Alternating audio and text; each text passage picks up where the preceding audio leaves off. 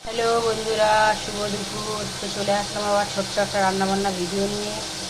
তো আজকে করবো পটল দিয়ে পাঙাশ মাছের ঝোল। তো মাছগুলো ভাজতে বসিয়ে দিয়েছি, কেন দেরি হয়ে গেছে।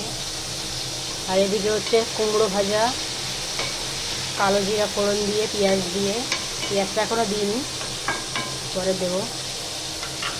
তো চলো দেখতে থাকো, ভিডিওটা ভালো লাগলে লাইক কমেন্ট করো। এই যে কিছুটা মাছ ভাজা হচ্ছে, পাঙাশ মাছ একটুখানি ছেটে আমি সেজন্য চাপা দিয়ে রেখেছিলাম।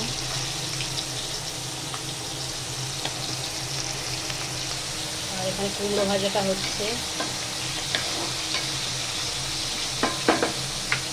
তা একটু উল্টে দিলাম।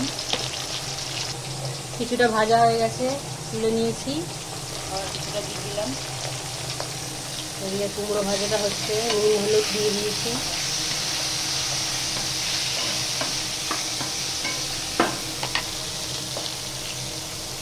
আর এই গ্যাসগুলো খুব স্পিডে চলে, পাইপের গ্যাস। তো ওই জন্য কেটে সব আগে থেকে গুছিয়ে নিতে হয়, নাহলে রান্না করতে করতে আর গুছানো যায় না। যত কমিয়ে দিই না কেন, এগুলো খুব স্পিডে জ্বলে এই গ্যাস। তো চলো রান্না দেখতে থাকো। তো চলো, এখানে মাছগুলো ভাজা হচ্ছে। তো ততক্ষণ আমি মশলাটা করে নিই। এখানে কাঁচা লঙ্কা, পেঁয়াজ, টমেটো, আদা, রসুন নিয়ে নিয়েছি। তো এটা পেস্ট করে নিই। তো মাছগুলো সব ভাজা হয়ে গেছে, আর এই তেলে আলু পটলটা ভেজে নেবো।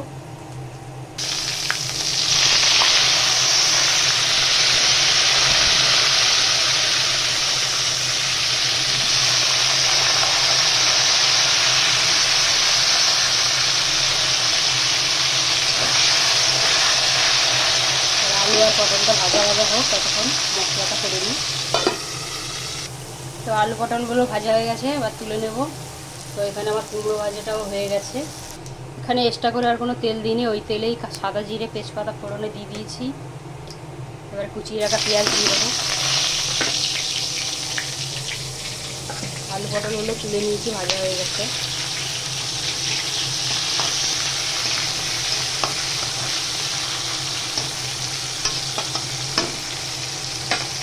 পেঁয়াজটা একটু ভাজা ভাজা হলে এবার টমেটোগুলো দিয়ে দেবো। পেঁয়াজটা ভাজা ভাজা হয়ে গেছে, এবার টমেটো কিছুক্ষণ দিয়ে দেবো। তো এখানে পেস্ট করে রাখা মশলা, আদা পেঁয়াজ সব পেস্ট করে রাখা, জিরের গুঁড়ো, হলুদ, নুন দিয়ে দিয়েছি। এবার এটাকে ভালো করে কষিয়ে নিই। কিছুক্ষণ এটা কষাতে হবে মশলাটা, তখন কাঁচা গন্ধটা না যাবে।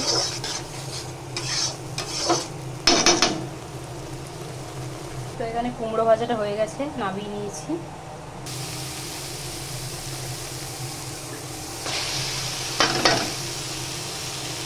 কষানো হয়ে গেছে, এবারে জল দিয়ে দেবো এর মধ্যে। ঝোলটা ফুটে গেছে, এবারে মাছগুলো দিয়ে দেবো। তো মাছের ঝোলটা হয়ে গেছে, এবার নামিয়ে নেবো। তো রেসিপিটা যদি ভালো লাগে লাইক কমেন্ট শেয়ার ফলো করে পাশে থাকো বন্ধুরা। চ্যানেলটাকে সাবস্ক্রাইবার করে দিও। সামনে একটু গরম মশলা দিয়ে দেবো। তো হয়ে গেছে, নামিয়ে নিয়েছি।